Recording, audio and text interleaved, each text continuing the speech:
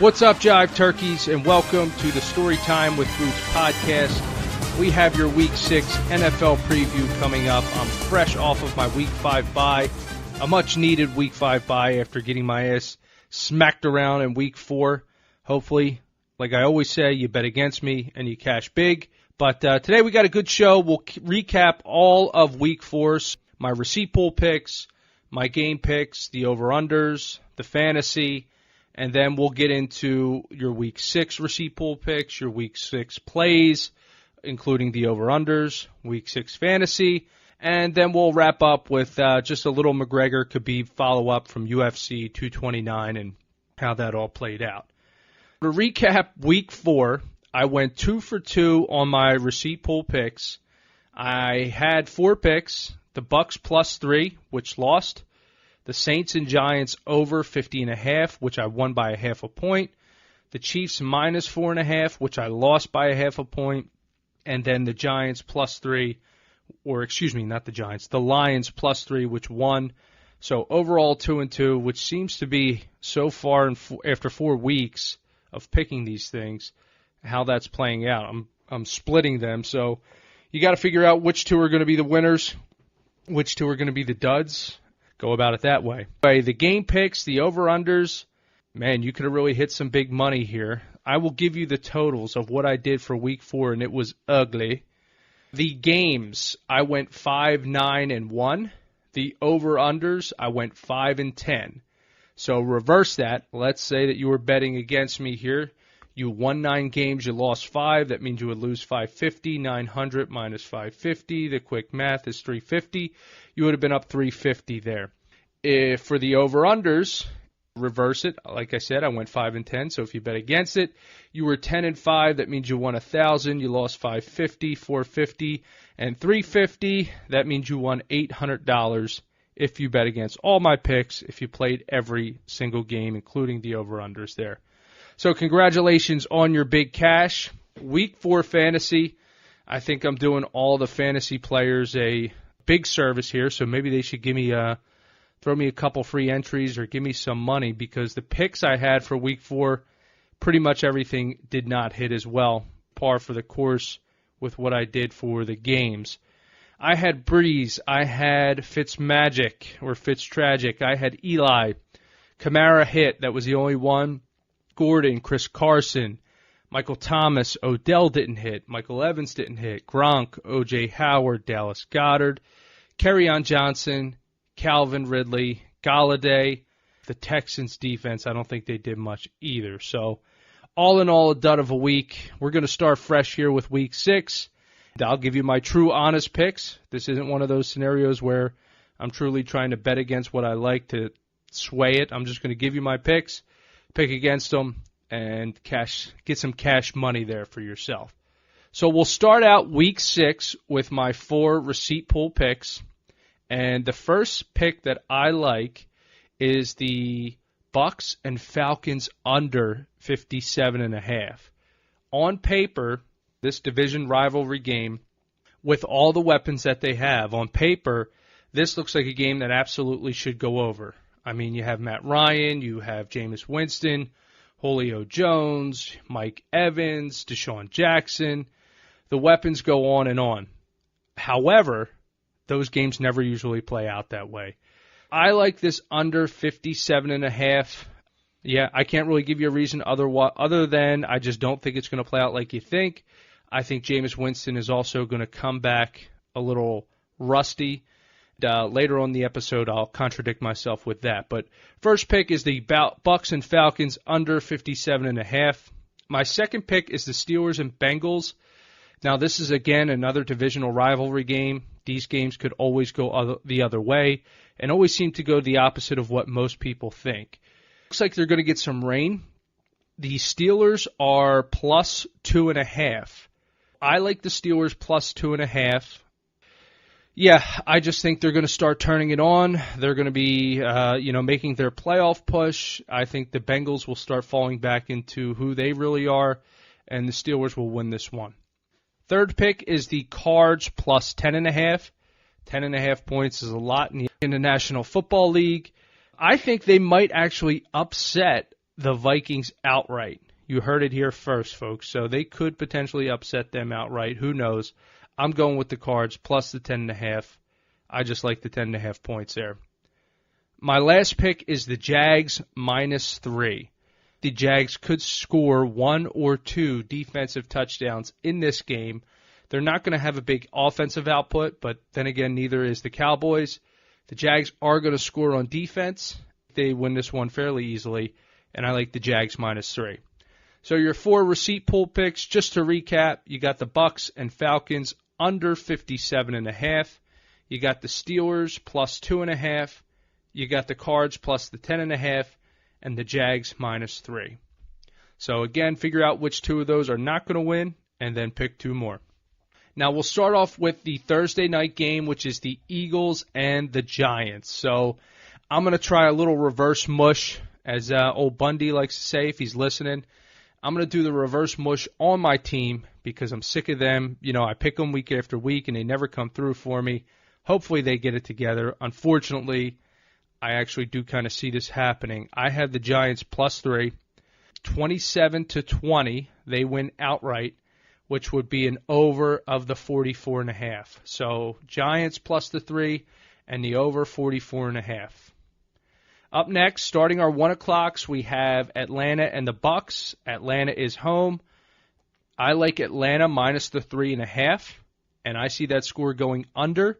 Like I mentioned earlier, 27-17, Falcons win under 57.5. Steelers and Bengals. Steelers are plus 2.5. I already mentioned I like them, and I see this being a fairly high-scoring game with the Steelers winning outright 31-24, which is an over of the 53 total. Browns and the Chargers. Browns are at home, should get some rain here. Obviously, the Chargers are coming all the way to Cleveland. I like the Browns +1 in the slight upset, 24-17, and that's going to be an under of the 45 total. Raiders and Seahawks. You got the Raiders at home.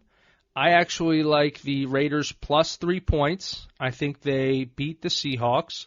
A lot of people have it the other way.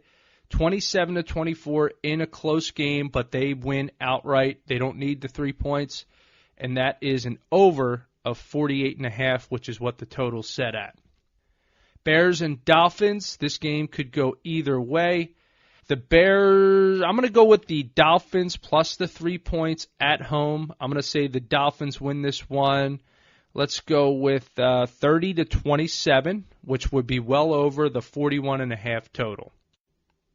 Next up is the Cards and the Vikings. I already mentioned this is one of my receipt pool picks. I'm going with the Cards plus the 10.5, even though the Vikings are at home. And I see the Vikings still pulling this game out, 30-23, winning by 7. But also that would be the over of 43 with a 53-point total. So I like the Cards plus the 10.5 and the over. Jets and Colts are next, and the Colts are at home.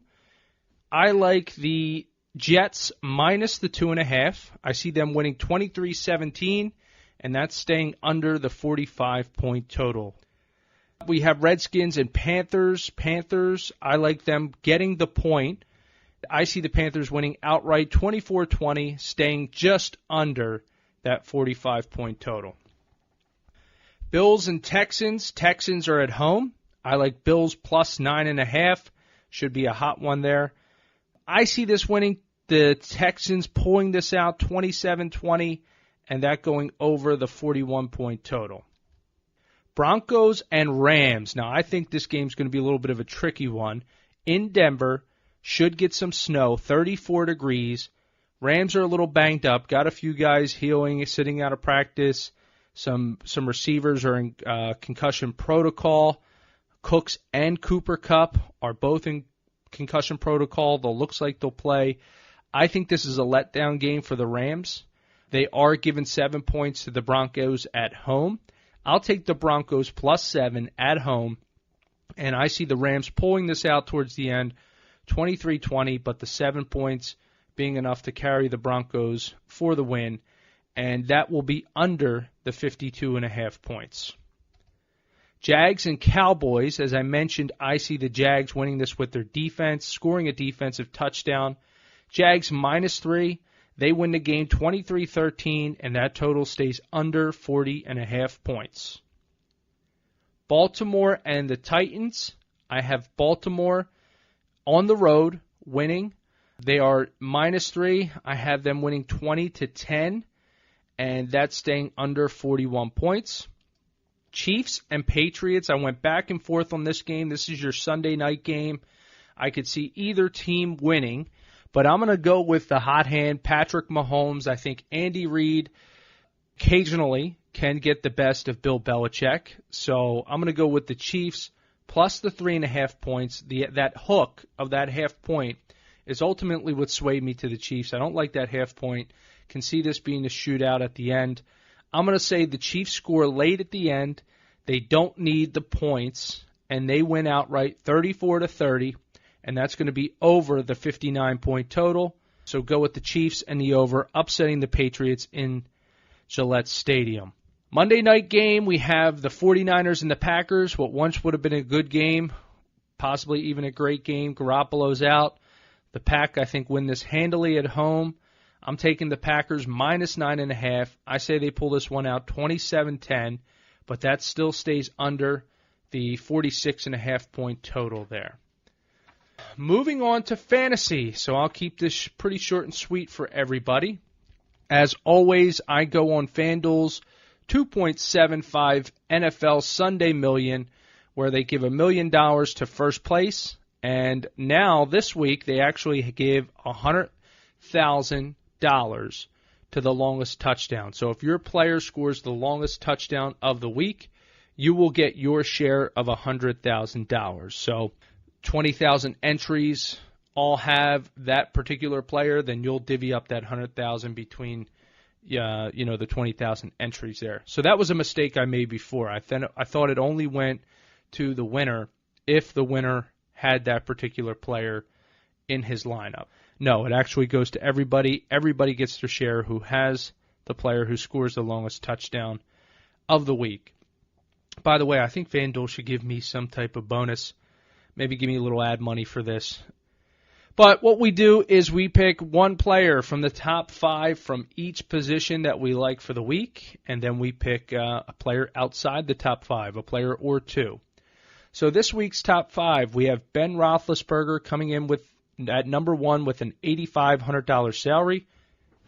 We have Cam Newton at 2 at $8,400. Matt Ryan is 3rd at $8,300. Phillip Rivers is 4th at $8,300, and Jared Goff is 5th at $8,200. So I like Ben in the top 5. I think he puts up some points on Cincinnati, connects with AB. I think he connects with James Conner.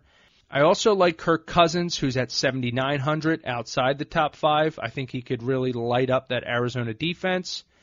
And here's my contradictory pick. Jameis Winston can go either way. I think he may fall and be a dud this week. I think that's a 75% likelihood. But I think there's also a 25% likelihood that he could blow up and just prove me wrong. He would be my sneaky pick at $7,400 as one of the 3 quarterbacks. Moving on to running back, our top 5. Number 1, as always, Todd Gurley, $9,500. Melvin Gordon is a steady number 2 at $8,800. Christian McCaffrey is 3rd at $8,400. James Conner is 4th at $8,200. And Zeke is 5th at $8,100.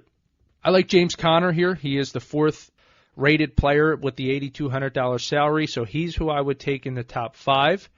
I like David Johnson outside the top 5 at $7,500. I think Arizona's going to try to use David Johnson, continue to incorporate him into the offense more and more with Josh Rosen at quarterback, and also try to keep that Minnesota offense off the field as much as possible. So I like David Johnson at $7,500. Receivers, your top 5. Number 1, Antonio Brown at $9,100. DeAndre Hopkins, 2 at $9,000. A.J. Green is 3rd, $8,800. Adam Thielen is 4th, $8,600. And Julio Jones is 5th at $8,500. So I like Antonio Brown, again, to continue his hot streak from last week. 9,100. I also like Calvin Ridley to get back on track at 6,700. And Robbie Anderson to continue the hot streak at 5,500. I think the Jets realize this guy's talent, and they need to keep getting him the ball. I like the matchup against Indianapolis. Like that price for Robbie Anderson at 5,500. Tight ends. Ebron looks to be a little banged up, but I think he'll be fine. I think he'll play. He's the number 1 ranked tight end at 6,500. Jared Cook is second at 6,400. Jordan Reed is third. I don't know why at 6,200. Kyle Rudolph is fourth at 6,200. Greg Olsen is questionable, but is your fifth tight end at 5,900. Of the top 5, Ebron, if he plays, that's an absolute must start. T.Y. Hilton, who is hurt. There goes some of his carries. Jack Doyle's hurt. So Ebron should be a big target along with my player here that I'm going to name for my flex. But I like him in the top 5. Outside the top 5, I like Njoku to finally come through and break through and have a big week this week, and at $5,500 salary. My flex positions, I named one of the players already. I spoke too soon at Robbie Anderson at 5,500. And Nyheim Hines, the running back there, PPR leagues especially, so Fanduel is half a point, not as good as some other leagues that are out there. But I do think Nyheim Hines, with the injuries the Colts have, sees a lot of action, and his price at $6,300 for a back, great price there. Squeeze him in for sure. Defense, we have the Jags in the top 5. So the top 5 is the Rams at number 1 at 4,800, Jags 2 at 4,700, Texans 3 at 4,700, Vikings 4 at 4,600, and the Bears are 5th at 4,500. The Jags, I like them to score this week against Dallas. Dallas offense, they have no receivers. I think they're going to stack the box against Zeke and really put pressure on Dak there. So they'll come away with a pick. Outside the top 5, I like Baltimore at 4,000 playing Tennessee. Tennessee really hasn't shown me much on offense. Baltimore will put the press on them. Will play some good defense and keep that a low-scoring game. Jags and Baltimore are your defensive pick. That is it for football. So you got your fantasy. You have your regular NFL picks along with your over-unders. You have your receipt pool picks. Now I just wanted to touch on the UFC 229 wrap-up. It did go one of two ways that I think everybody thought it would go, which is, number 1, Conor would win with inside more than likely 3 rounds by catching Khabib with that left hand, catching Khabib rushing in and trying to take him down. Or Khabib would be able to get Conor to the ground, hold him to the ground, and basically control him at will. What surprised me is how long and how often Khabib was able to do that, and how Conor was limited in his offense or not as aggressive as he usually was, in my opinion. I was surprised that it went 4 rounds, and in those 4 rounds, Conor really wasn't able to get a shot off. Khabib, I think, had a great game plan. That shot that he caught him with, that overhand right, I think it was the 3rd or 4th round, I can't remember in particular, where he dropped Conor. Typical wrestling move, drop your head, and then just throw that windmill overhand right. Caught him right on the chin, really surprised Conor. I think that of everything that happened that night, that was probably the most embarrassing for him because Conor, everybody thought he had the distinct advantage on the ground, and Khabib landed the biggest shot of the night and actually floored him. Total dominant performance by Khabib. Congratulations to him on really solidifying the UFC 155 belt. I think what everybody's focusing on now is everything that happened after the fight. So it was a crazy melee in the ring for people who didn't see the fight. Basically what happened was after Khabib won and he neck cranked Conor and Conor tapped, I think he was talking a little shit to Conor. This was a lot of build-up. So it was build-up obviously from the bus incident. It was build-up from Conor's trash-talking and trash-talking his religion and trash-talking his family and this and that. Khabib is just the type of person who's not used to that. He doesn't do that. He's the type of person that Conor got the best of him in that regard. So I think A lot of that was built up from all that. He doesn't know how to handle that. He doesn't know how to dish it back. Once he finally won, it was like vindication for him. He was letting Conor have it a little bit, and then Conor's team, Dylan Dennis, maybe a few others, I don't know, but Dylan Dennis for sure was talking shit to Khabib. Khabib was talking shit to him through his mouthpiece at Dylan Dennis through the cage. I don't think it actually got him. Don't know what words were exchanged, but it was enough to send Khabib over the octagon. And one thing I want to point out, obviously two wrongs don't make a right, but let's keep in mind, in particular, when right after the fight happened, Michael Bisping was attacking Khabib and saying he should be suspended and was hinting that he should have trouble entering back into the United States and, this could be a felony and this and that, really playing it up against Khabib. Let's not forget that Conor went out of the ring after Jose Aldo. Of course, he didn't actually hit him, but this is what he did. Let's not forget that Conor threw a dolly through the bus window. Seemed like Michael Bisping was a little one-sided with his argument there. Now, I don't condone either things of what happened. I understand why Khabib might have went after Dylan Dennis. To be honest, I don't really blame Conor. I don't really blame Khabib.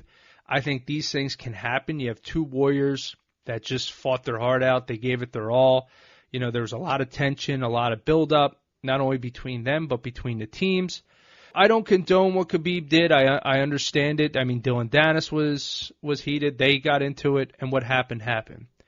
What I didn't like, or what I think should be punished, is one of Khabib's team members came into the ring.